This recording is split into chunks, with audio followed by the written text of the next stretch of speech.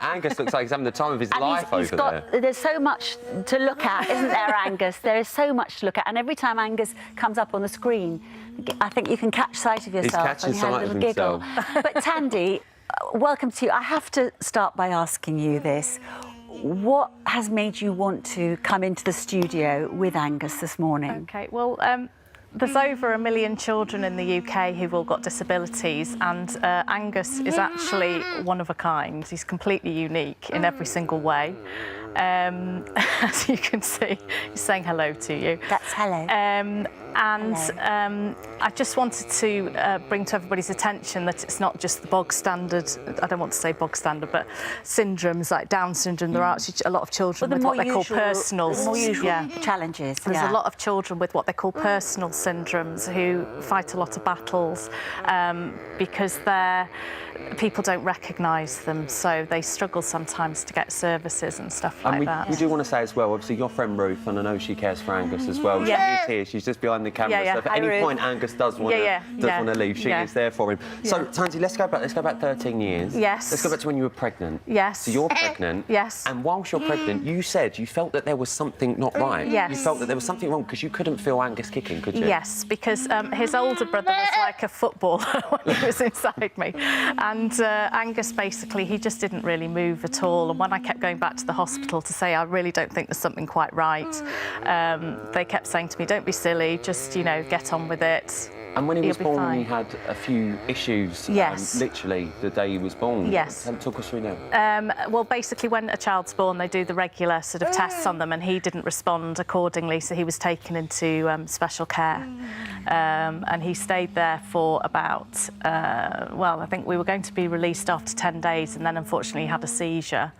And then after, I think we got home after about 2.5 weeks. And what were you being told at that stage?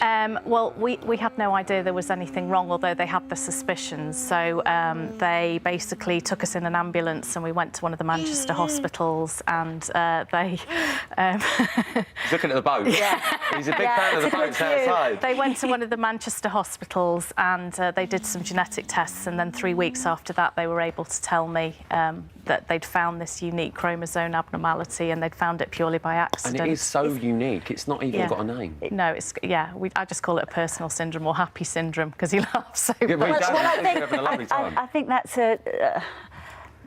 a wonderful way, really, because everybody is going to have, when things are given names, Yes. everyone gets put into a category, don't they? Yeah. And that is completely wrong. Yes. Because everybody's version of that is going to be totally different, including Angus's. Yes. Now, Angus is communicating with us right now, obviously, Yes. and saying all sorts of things. Yeah, but he basically has, yes, that's his, like, I'm very happy, everything's okay. Oh, I'm really glad about that.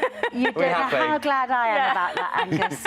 But he uses that's like a general sort of thing, and he uses, so he can walk with his hand held and he'll communicate and take me to what he wants to do or whatever, and he can point and touch things, but otherwise he doesn't really have any comprehension about And obviously, where this is so rare, there are so many unanswered questions. Yes.